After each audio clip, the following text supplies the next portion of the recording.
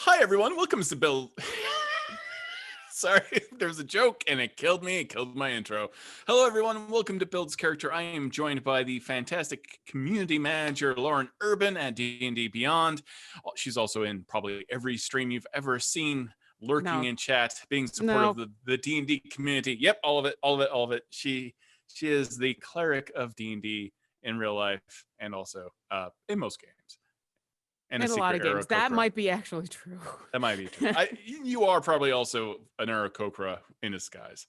So we're talking about spells today and how to make We them. are. All right. Well, let's do it. Let's talk about spells. What are they good for? A couple things. You know, for dealing damage, Eldritch Blast, things like that. So the last time I was on, all the magic, all the half the casters that you like do things with spells, you know. And the last time I was on, we were talking about customizing the character sheet for your own personal needs and for homebrew stuff there.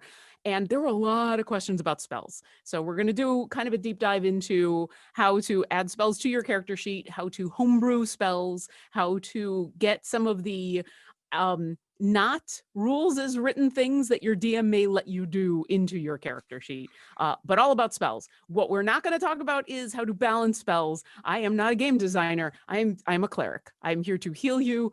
I'm not here to help you level up. Sorry about that. Anyway, first, but I'm going to drop some knowledge on you. For those that didn't know, Crossbow Expert does allow you to use ranged spells close up. That's real. That's real. Check it out. Google it. It's true. You can cast spells without disadvantage close up that are ranged if you take the Crossbow Expert feat. Now, I disagree. It should be its own feat for just spellcasters, and it should be called close up magic. Let Jeremy Crawford know right now. No. Don't bother Jeremy. Don't bother Jeremy Crawford. No. Just take the more you know and go from there. The more you know. Close up magic should be a feat because the title is amazing. All right, so let's get into homebrew spells. Let's get into spells at first. We're going to lay down some basic knowledge first. We've got Kaiser back. They are our Aarakocra cleric rogue wizard. They've leveled up since the last time we saw them. They're now a wizard 3. So they've got wizard 3. Yeah, wizard cleric 10, rogue 3, wizard 3. You know, that optimal multi-class that everybody loves. So a couple of questions came up about spells that we didn't get a chance to talk about the last time, mostly with managing your spells. You can do this in the character builder, but after you've built your character and you've been playing for a while, especially if you're playing a class that is preparing spells all the time or has a very or is adding spells to their spell book, it can be helpful to just prepare everything from the character sheet so that you're not leaving this screen when you're doing stuff. So let's go into manage spells. We'll talk about the cleric side of Kaiser first. So clerics have this thing in where they have access to all the spells all the time, and then you just have to prepare them. So if you look under known spells, it's going to give you everything. It's going to tell you how many cantrips you're allowed to have and how many spells you're allowed to prepare. And then, of course, because Kaiser is level 10 cleric, they know 78 spells. This will also give you a breakdown of the number of spell slots you have. So if you are wondering, oh, maybe I should take like 5 7th level spells. Well, I've only got 1 spell slot. You can search for spells by name. You can also filter spells by level. So if you want to just deal with cantrips, you put the 0 in there and you can decide what cantrips do I want to add to my cleric or get rid of. And then for clerics, because they get to re-prepare their spells at the beginning of the day, it can be helpful to go into your 3rd level spells and be like, oh, today I don't need breakfast and coffee. What I really need is feign death. And that'll just take care of it right there. So how do you manage the anxiety, though, of choosing the wrong spell for the day? You don't. You just deal with it, and eventually you'll play a game and where what you need is remove curse and you don't have remove curse, and then it becomes a thing and where your character always has remove curse as a prepared spell because they had that one time and where they didn't prepare it and it was the one thing that they really needed. I mean, I'm not speaking from experience. You never wait to cast Revivify. Oh, no. That, like, I mean, everyone has a way of picking Yeah. what spells they're going to have at the beginning of the day when you're playing stuff like a cleric. So it's totally up to you. But this is good for if you need to do that quickly. If you don't want to have to go looking at stuff, you can also get information right in the spell picker about what these spells are. So if you've forgotten what the difference between Beacon of Hope and one of the healing spells, you can just click on the little arrow and do that, and it's super duper easy. So those are for a lot of the classes. If you are a wizard, it gets slightly more complicated because you have a spell book. And that's what you signed up for, literally. So You've chosen to be a wizard, one of the hardest spellcasting classes in the game, but also one of the most versatile. So buckle up. it's super versatile. So what it allows you to do that other classes can't easily do is your DM can give you a spell that you can add to your spell book that isn't a wizard spell, which is something we're going to get into with homebrewing in just a moment. So you'll see under wizard, I've got 3 different things here. I've got my spell book, which is literally what's currently in my spell book right now. This is where I'd want to go if I'm going to be preparing spells for the day. And it kind of looks the same as with the cleric. You know, when I'm looking at preparing my spells as a cleric, instead I'm going to go into my spell book. It's going to tell me how many cantrips I can have. I get to prepare 2 more spells. Let's give them comprehend languages and disguise self. There you go. We're all prepared for the day. You can also look under prepared spells and see what do I have prepared for the day, so that you're not looking at your entire list of your catalog. But then there's also add spells, because wizards get to do this. Adding spells is different than preparing them. You have to add them to your spell book before you can prepare them.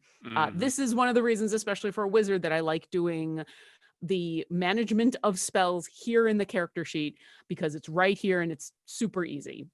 Same kind of thing. You can filter by spells by level. What it's going to show you is every spell that is available to you as a wizard to just add to your spell book. So that's why it says with a bunch of these that I can just learn them, because you can just learn as many spells as is, you know, your DM will give to you. Yeah, and that's something you have to remember with wizards. For those who are like new to D&D, is that is very much part of that relationship and that journey, being a wizard. And it's actually a big part of the fun is discovering spells, discovering you know, either another wizard's ancient spell book or a scroll or someone teaching you. That's such a big part of what you've seen with, like, say, you know, Critical Role and Caleb, and also, you know, Raceland Majere going after Fistendantilis' spell books. That's part of the fun. So just because it says you can learn as many as you want to doesn't mean that you can. That's a journey that you take with your DM typically. So keep that in mind. And don't just add everything. And you know what? It's more fun that way when you get those spells, because then when you're sitting here looking at your spell book, it's not just, oh, look at all of the spells that I have. It's, I remember picking up Fog Cloud when we were going through this cave and everything. Oh yeah, you're right. It's like almost better than inventory, right? Yeah. In some sense, because you remember each spell will have a story for you in D&D, and that's kind of, well, now I want to play wizard. What the hell, Lauren? I want to go back to wizard. Hey, listen, I'm here just to offer you options. I'm not in enough games. No, we all need to play more games. So it's funny that you mentioned Critical Role, because there are 2 wizard subclasses that are available in Critical Role that are filled with the powers of Dunamancy. And rules is written, you must be a Dunamancer in order to cast those spells. So Kaiser, my wonderful multi-class beast here, is not a Dunamancy specialist. They are, I believe I went with Wizard Fidget School of Divination. There we go.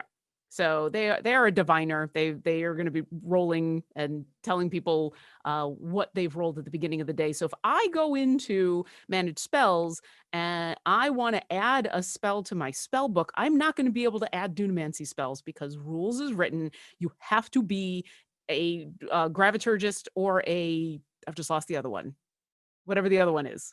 Chronergist. Chronergist. Thank you. You have to be one of those two. I love timey-wimey magic. They're super fun. Now, say your DM, and this actually happened in one of my games. Your DM wants to play with these spells, wants you to be able to play with these spells, and so lets you find that spell to add to your spell book. But how do you do that? You can't add it as a wizard. It's not allowed by the rules. So this is where we get into homebrewing of spells. Breaking the rules. This is how we break the rules. It's not breaking the rules. It's doing what your DM says you can do. So let's go into homebrew, and we are going to create a spell. And the first thing I'm going to do is, Todd, give me a one of the Dunamancy spells. Oh, wow. Put me on the spot. Yes. Something wrecks everything. I forget. They're very violent. They're very violent. Let's go to, I'll have to pull up the chat. I need a. Oh God, because I had been playing one and I stopped, and of course all that knowledge is poured out of my brain. We can do this. We can just go to spells and very slowly load up.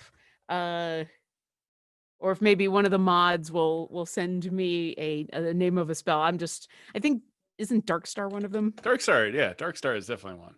Darkstar is Darkstar. There we go. Darkstar. An 8th level evocation. Or no, this is an evocation. So this isn't gonna work.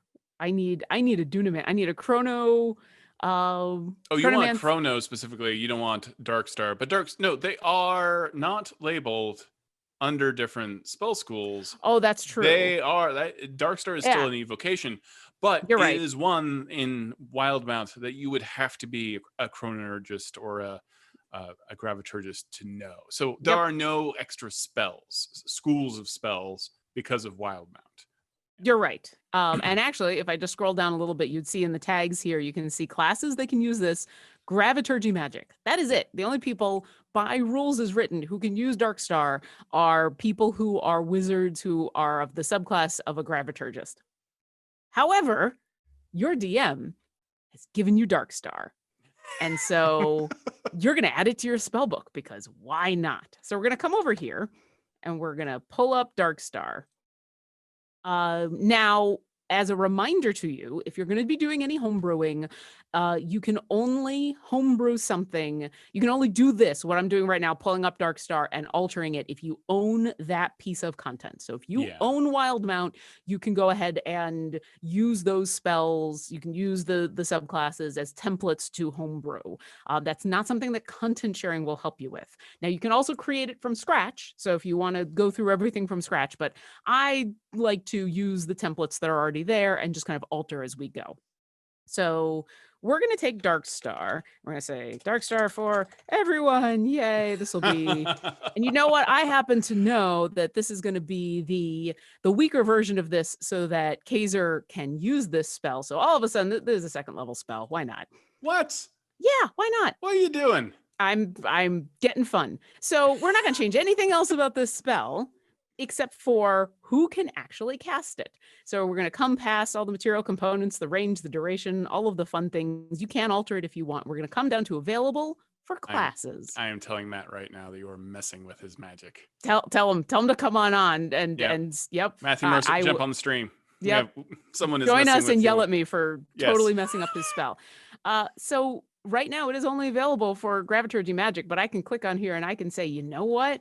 I want all wizards. My. There you go. All wizards can use this spell. What have you done? I'm saving the changes. Oh my God. Yes. And I'm not going to change anything else. We'll come into altering spells in just a second. But for the moment, let's go back to Kaiser. Now, I would do this in my own campaigns. If I had anyone playing a necromancer, I would allow them to get raised dead. Now, how they cast raised dead would be super creepy. Because necromancer. Necromancer. But that's one of those things I'm like, you just want that Frankenstein moment. You just need that creepy creep. And this is exactly how you do it. So this is not rules as written, but a lot of DMs do this for their players. And this works not just for wizards, but for anything. And I'll show you some fun stuff in just a second. Yeah. So I've just gone into Kaiser. I've pulled up my wizard part of this. I did a search for Darkstar, and look, Darkstar for everyone. I can learn it. Boom. And there we go. It's in my spell book. I now have we're gonna prepare that because who doesn't want Darkstar for everybody? At second level, that's a bargain. Exactly. So there it is. It's the same exact spell, except I can now cast it at second level, and it's ridiculous. So if your DM allows you to add spells that are not normally on your class, that is the easiest way to do this. Homebrew the specific spell. Don't change anything about it. Just let the class or the subclass that you want get access to it, and make sure Homebrew is on your character sheet. And voila, you have access to it. Voila. Yep, I was just looking at some of the questions coming through in chat. So, all drama, I hope that helps. We just answered your question. And yep, we got the same thing. Is there a way without feats to add spells from other classes? This is how you do it. We'll get into some other ways.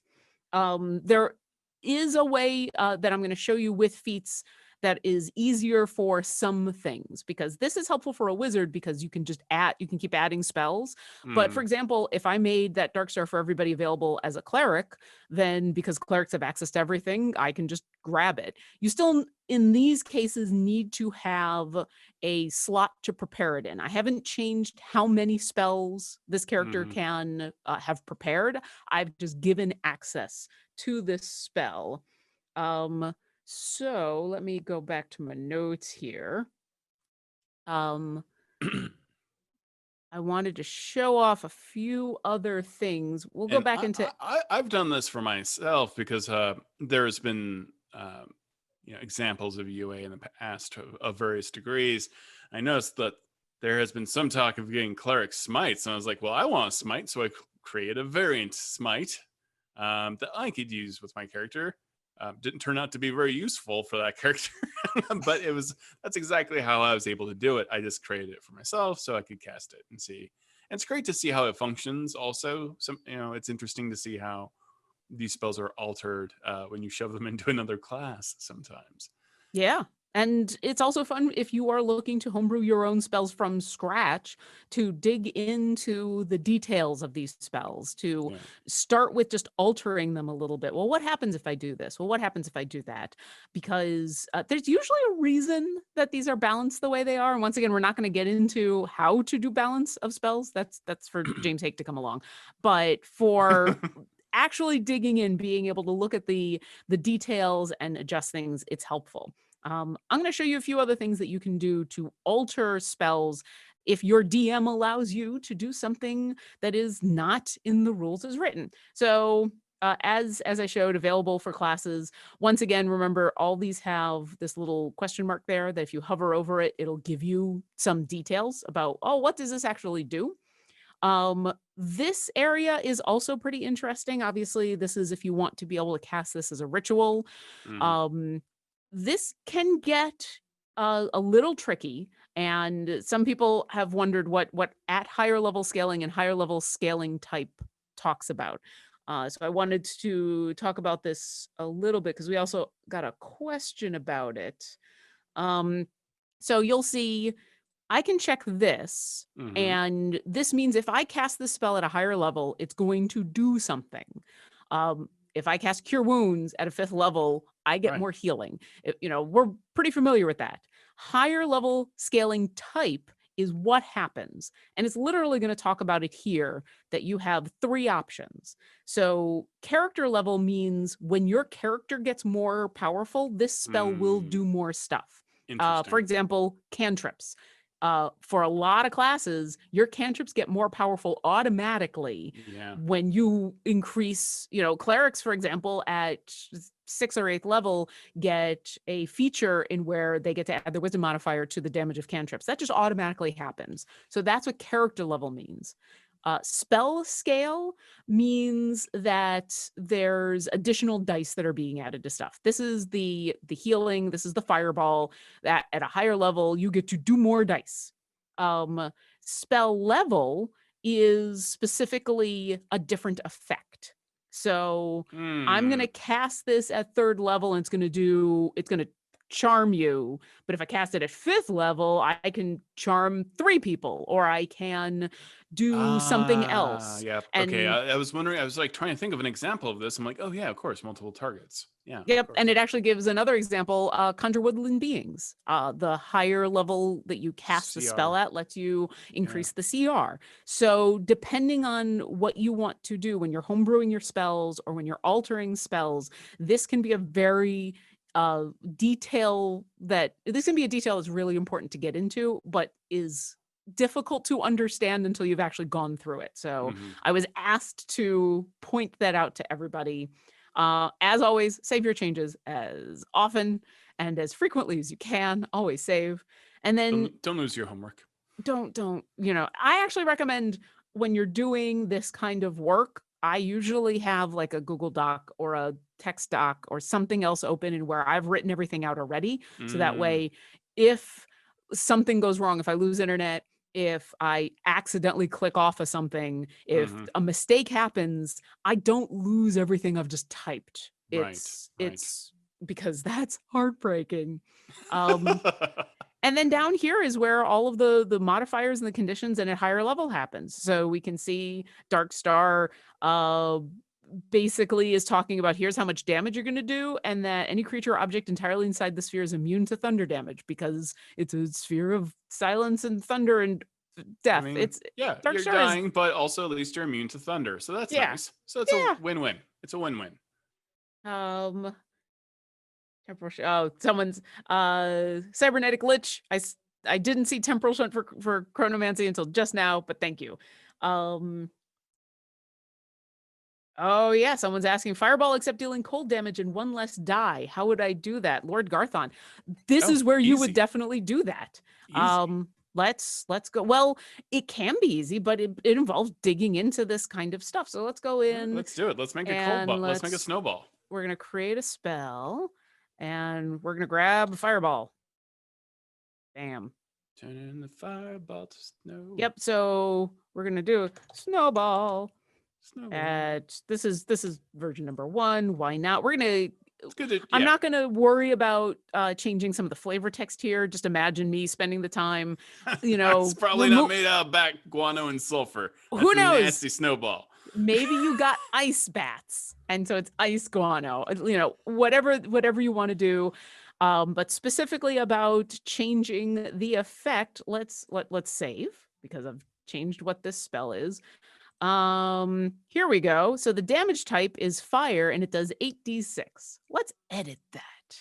I don't want it to be fire. I want it to be cold damage. Boom. And you could have it be bludgeoning. Like it could be just a snowball that knocks you. I want it to be all damage dice. I want a Eldritch Blast snowball. I want it to be a radiant snowball. I want it. You can do a whole bunch of. Make it hands. Make it one-hand melee attack. So it says you shoot a ball of hands. Shoot a ball of hands. But because we're helping Lord Garthon, let's go cold. Let's also make this a super damaging. Whoa! That's not bringing it down. That's bringing it up. Yeah, exactly. You're out of control. Why not? Why not have not just a snowball? Why not just have the largest snowball? It's rolled down the hill and now it's the size of a Goliath. So let's save these changes. Why not and have there a you go effect as well? It's now, and then we can come in here and we can tell it, so it's already done this. It's going to do at higher levels. It's going to do an extra die roll. We can come in and tell it to do more. So yay, snowball. That's fun. We can also add conditions. We can tell it, when you get hit with this, we're going to apply, you're going to be exhausted. Probably not grappled, but it would make, may you're in it. May you're in the snowball. For the next hour, you are exhausted. Yeah, you gain 1 level of exhaustion. There we go. Save that. This is abusive. Well, as I said at the beginning of this stream, I'm here to enable you to do anything you want. James Hake will come along later and tell you why this is not optimized. That's his job, and I love him very much. Anyway, now it's going to yell at me that I can't share this because my snowball is not as different from a fireball. But I haven't gone in. It's pretty different. Well, it's a little different, but I haven't changed any of the flavor text. I haven't done anything else. The important thing to remember here is that you don't need to share this with the community for you and your players to use it. If you have campaign sharing on, you can share Homebrew with people who are in your campaign. So if I'm the DM and I'm letting Todd have my super powerful snowball, this is all I got to do. And now, as long as we're in the same campaign, they can use this super powerful snowball. How would you make that snowball do more damage the further it travels? I'd probably have that be just flavor text. Yeah, that would have to be flavor text. That's so specific to scenario. Like because that'd be difficult because the official stuff that you need in the spell is just going to talk about the range and the casting area. So I would just have that as flavor text. For every 10 feet between you and the target area, you double the dice. There you go. So that was Alt F4 will help was asking about that. And then also, how can I make that snowball do bludgeoning damage too? Well, let's make it do bludgeoning. Let's add another modifier. Modifier type. We're going to do. Hold on. I'm in the wrong spot. There we go. No, I am in the right spot. I want type damage. So type is, We're going to do damage. We're going to do bludgeoning. We're going to do 30. Oh, it's going to do both. D4. 30 D4s. Why would you do it? So many D4s. It's a big snowball. We should make Caltrip, and it's just D4s. There you go. So now it also does 30 D4 bludgeoning damage because it's a snowball. I want to see these dice rolled. Oh geez, so many D4. So many D4. You'll have to do that at home. So this and now, hey, I'm gonna come back over to Kaiser, and I should be able to. You didn't put a restriction on it. Well, it was originally a fireball. It was originally a fireball. I may have to. I may have to refresh Kaiser. To who could cast it though? Yeah, but fireball's a. I mean, if you're it's a wizard spell. Oh, you're a wizard, but you're a third level wizard, aren't you? You're a wizard level 3. That means you can't cast level 3 spells yet. That's true, but I'm a. Well, you know what? Let's make this easier. I said what I said. You did say what you said. So let's cleric of the light domain. You know what? Nope. Cleric. That makes sense. Any cleric should be able to have a snowball. Why not? Snowball. So now we'll come back over here. All we're right. going to add.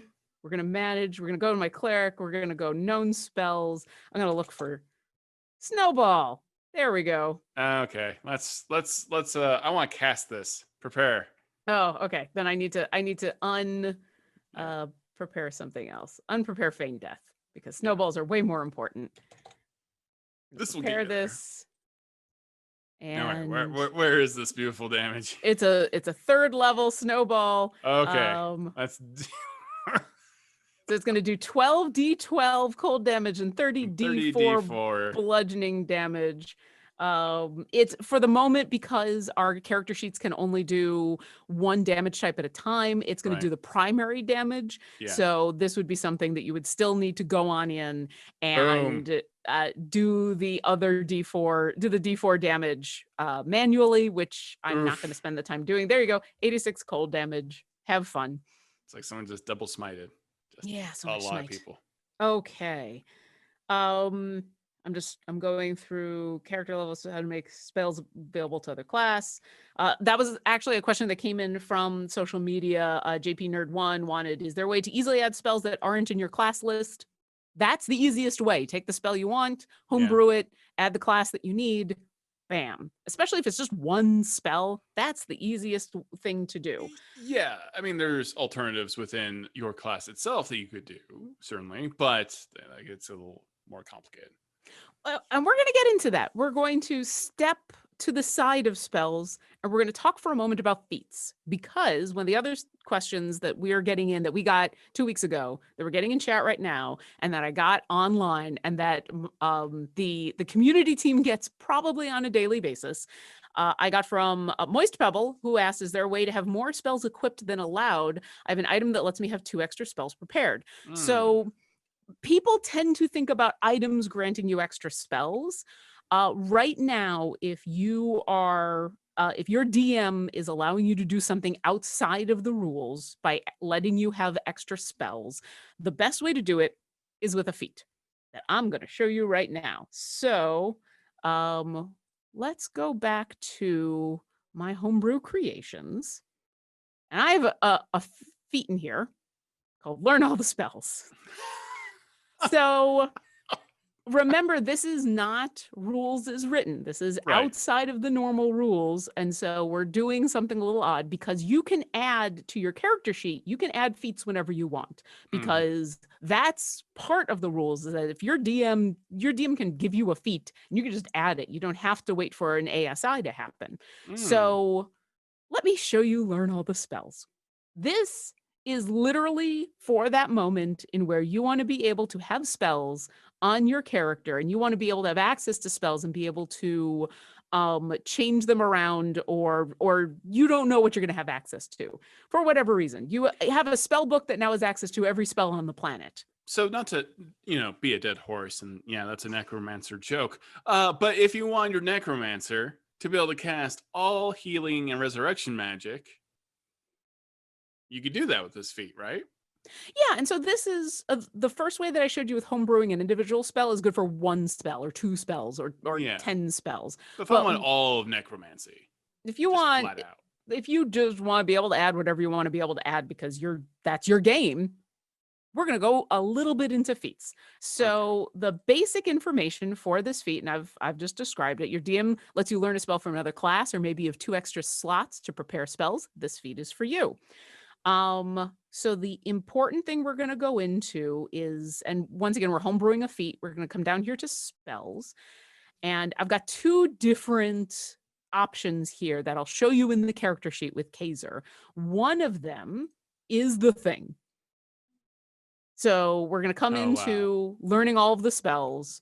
And the spell level. So if certain levels of spells are allowed, specified here. So I've, for the moment, just added cantrips through 5th level. I could have every spell here. I could have all 9 levels. The class, I've just got all the classes here. This is every class that's available. Since this is specifically for a wizard, I left it as the ability score that it's going to be accessing is my intelligence. This is the important bit right down here. This allows you to check any number of spells within these spell parameters. Check here. For example, Book of Ancient Secrets. So I've made this infinite. And we'll show you what happens in just a moment. There is also Mass Healing Word. I just thought I wanted Mass Healing Word to be available at all times. So the specific spell that I've allowed is Mass Healing Word. And so when you get this, you're going to be able to have Mass Healing Word all of the time. And so let me show you what that does on your character sheet. So we're going to go features and trait, or no. Yeah, features and traits. I was right. So I don't have any feats right now. We're going to manage feats. We're going to come to learn all the spells. There we are. So I'm going to add this.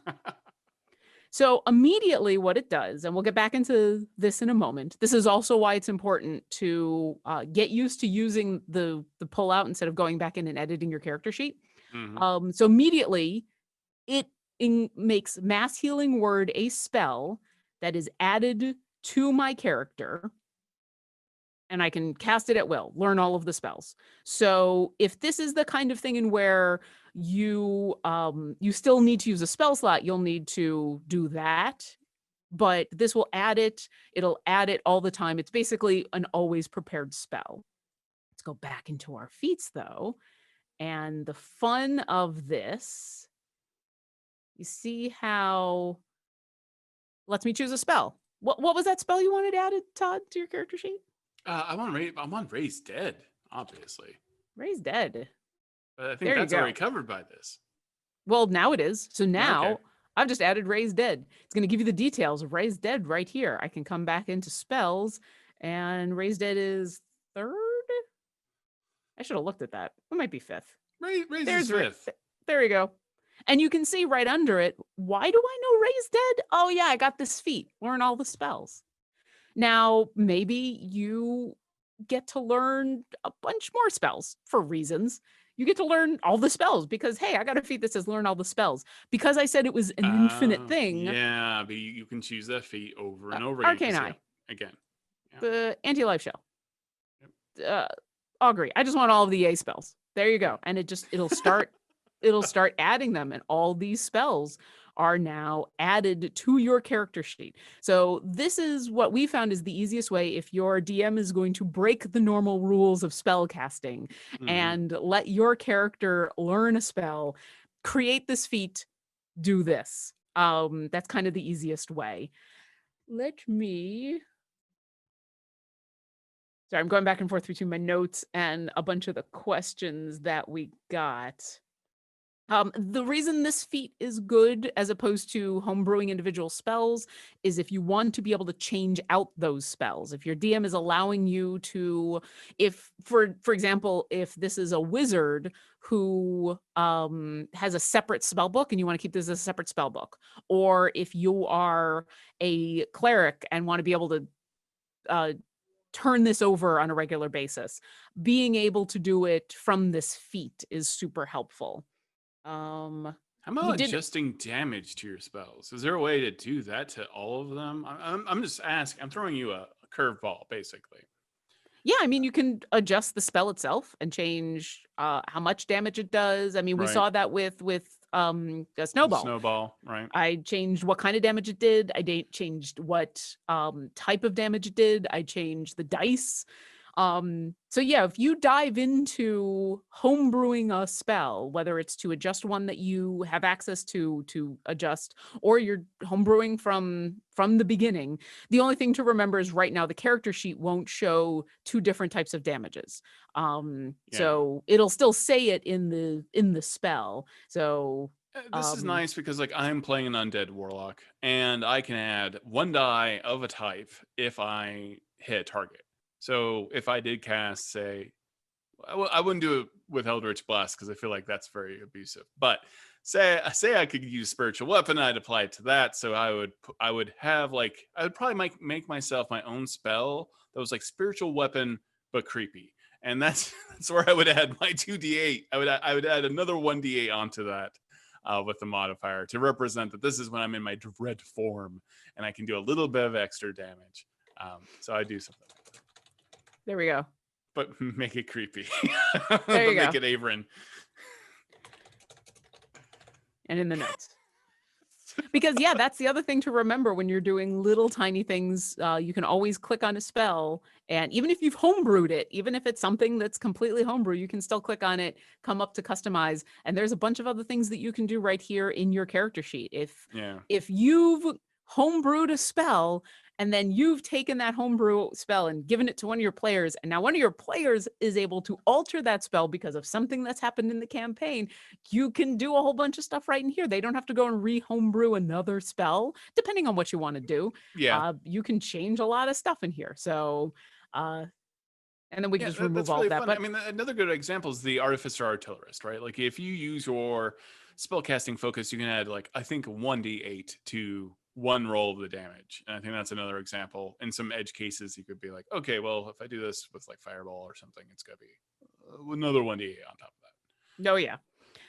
We did have another question come through social media asking about how to change a spell list of an established subclass like the Eldritch Knight to pull from the cleric list instead. You can do that with this feat. If you just want to completely swap, then I'd probably suggest homebrewing that subclass. It's going to be a little bit more time intensive at first, but if you're completely altering a spell list like that, that's Mm-hmm. kind of a core part of that subclass. And I think in the long run, you're going to have a better option doing it that way. Is just homebrewing a completely different subclass. Content sharing. So let's talk about this, because Todd, you've called me out a couple times on having access to a spell that you don't want in your character sheet because no, it's lovely. It just throws me off because I'm trying to be the best undead warlock I want to be, and then I see cheese plate. Why does being the best warlock you want to be not include a cheese plate? I don't understand. Because I get gassy, as we've established in the canon. Who's to say that this cheese isn't dairy-free cheese that won't give you gas?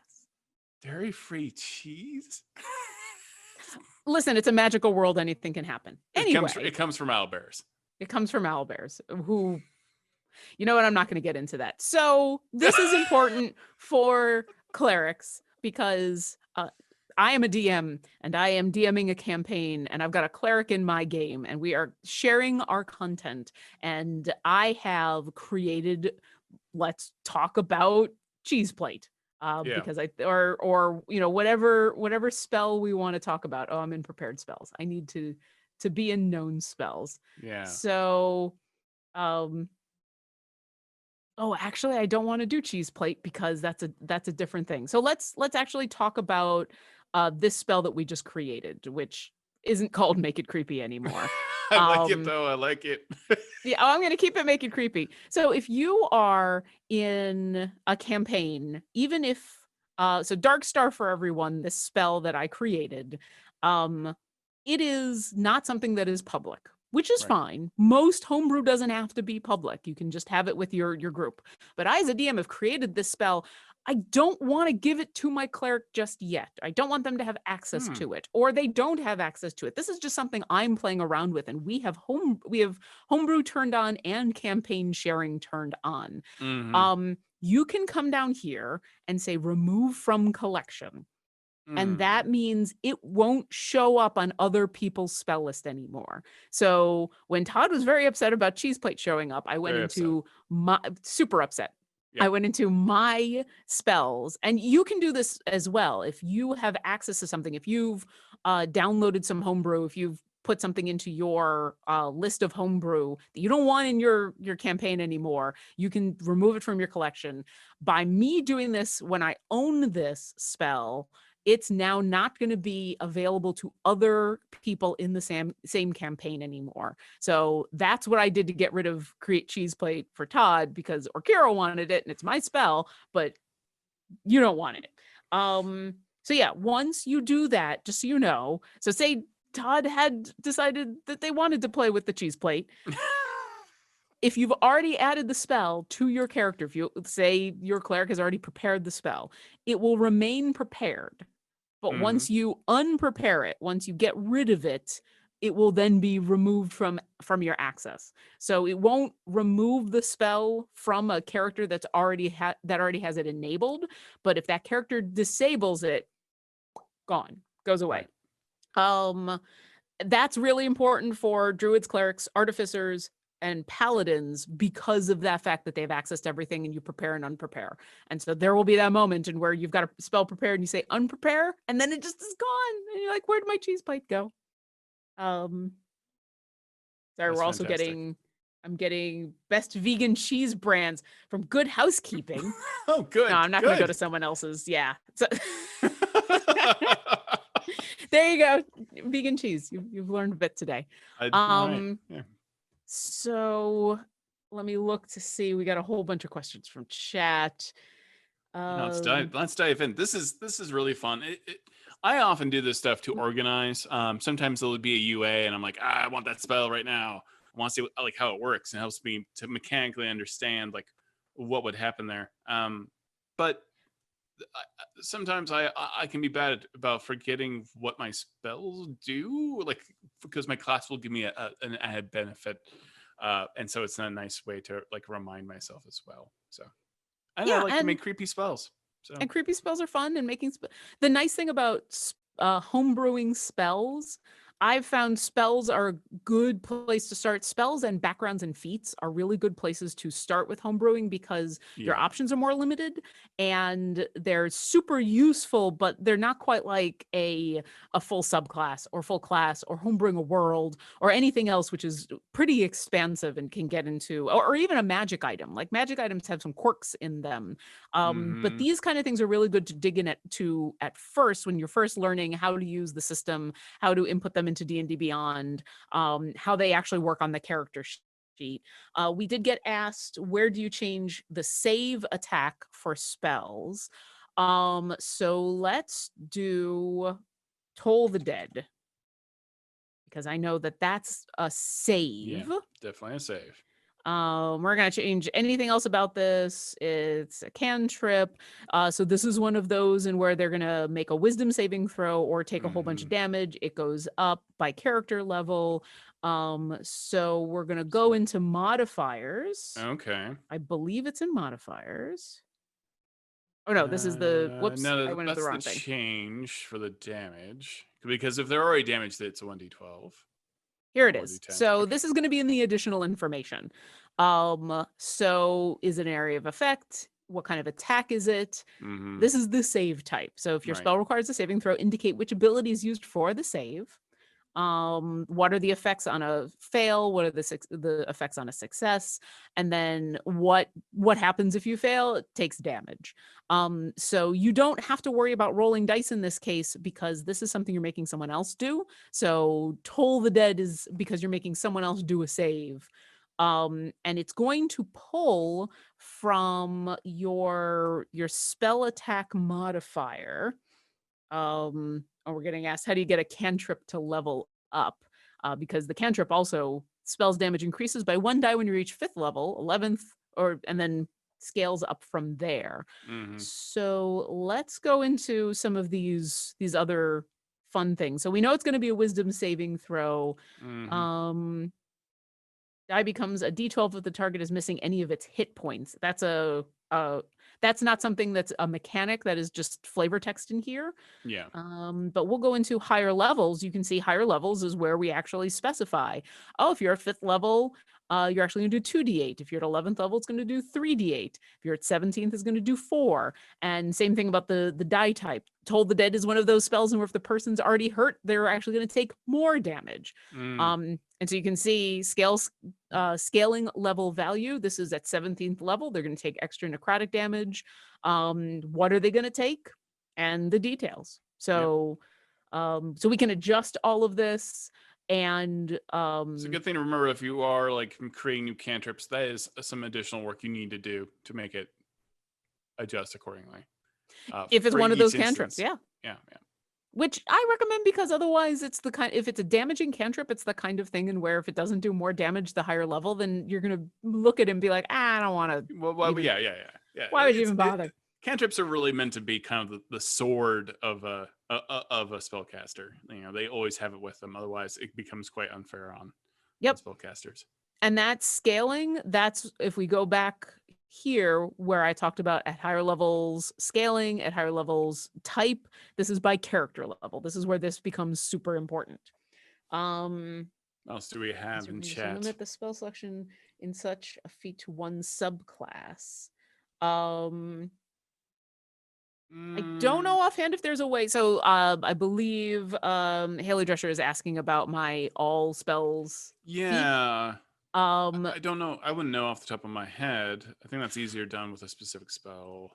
Probably the other thing to keep in mind, at least for the way that I built that feat, is that it's keyed into intelligence being your spellcasting modifier because wizard. So you'd probably want to make it for different classes. So I probably should have made it learn all the spells as a wizard, learn all, and and then change it to wisdom for cleric, and change it to charisma for for bards, and on down the line. We did the snowball doing bludgeoning damage. Yeah, we're actually running out of time, so we're kind of right towards the end of time. So if we have any last minute questions, but this is probably some of the most common questions we get, especially when Wildmount came out, because Wild Mount is very specific about who can use those spells, and if your DM wants to let you use them in out of the regular rules, being able to just slightly modify that one spell so that you can add it, being able to make it available, and you can make it available not just to a whole class, you can make it available to just a specific subclass that you have access to, which is super useful if you want to really control who has access to it. If you've got 2 clerics in a game and only one of them, for whatever reason, has access to this spell, this can be the way that you go about doing it. And this is kind of the easiest way that I have found to be able to give spells to other people in my game as a DM, is just homebrew it. You don't have to share it. You just need to have content sharing on and be in the campaign. Done. They have access to it. It's great. Feat is available to any class, but I want them to be able to choose which spell from only Graviturgy spells. Oh, okay. Let's go back to, so we weren't going to get too deep into the feats, but let me show you a couple things in that feat. Learn all the spells. We're going to edit this. We're going to come into spells. So right here in the, I might have gone too fast on that. So this is specifically in the Learn All the Spells feat. In the spells, we're going to edit these spells that you get to learn. Okay. So, and right now, I'm letting you learn spells from any class. But if you only get way want more granular with this. Yeah, if I only want to let you learn wizard spells, you can do that. You can just do a specific class. This is how someone had asked about taking the Eldritch Knight and letting them learn spells from a different class. Right. Depending on how you want to do that, if you really want to homebrew the whole, if you don't need to homebrew the whole subclass, if it's just they also have access to this other group of spells they wouldn't normally do, this is how I would do it. And then you can add back whatever you want. You can limit the spells that they're available to have. Maybe they won't have access to cantrips. Maybe it's only odd level spells. So there we go. You can learn 9th level spells, but you can't learn 8th. Why? Because magic is weird. So yeah, and so now urban, everyone. Listen, sometimes you've got a wizard, cleric, druid, or rogue who's ready to learn all the spells. So this is really fantastic, and I love the customization of the DDB character sheet and being able to make these adjustments, especially as you kind of like grow into your character more and more, and like these little fiddly things that you can do, or that do have something to do with your subclass. Again, I use it to organize my thoughts, because I'll be in the middle of the game, and as much as I think I know about D&D, at the moment, like, I always forget stuff. It's amazing how often I forget stuff, and I'll forget how life transference works. I'll forget how vampiric touch works sometimes. I've never done that, but because I've used that spell so much.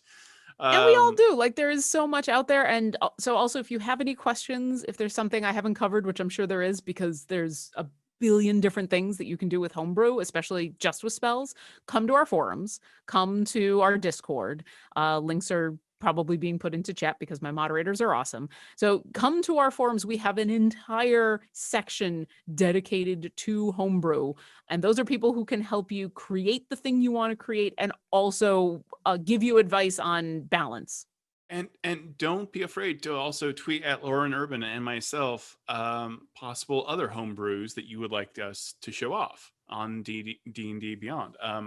If there's anything you want to learn more about the character sheets, how to build characters, how to customize stuff, homebrew, anything you want us to cover, please either hit us up on the forums or hit us up on the socials, and we'll try to get to it. We'll try to find a solution for you that will be what you're looking for. And tag D&D Beyond as well, because there's a bunch of us who can help with that. So if Todd and I are not available, or if it's a question that I don't know the answer to, because the secret to my job is I don't know the answer to anything. What I know is who to ask all the right questions. There is when I just talked about there's an entire forum of awesome people who are able to help you, that includes a whole bunch of my mods who are amazing, who have threads and posts in there for how to do things that we get asked about a lot, like a lot of these spells. So absolutely come by the forums or the Discord or both, and you can browse all the pinned stuff that's in there. You can ask specific questions, and just remember that you don't have to make your homebrew public to be able to share it and have it accessible to the people in your campaign. All right. Thank you so much, Lauren Urban, for sharing. I got all choked up. I got so emotional. It's that snowball. That snowball is just snowball got me. Yep. Thank you for sharing all of your homebrew spell knowledge today. Thank you, everyone, for watching. I hope everyone is doing well out there. Take care of each other, and we'll see you again next week. Bye. Bye.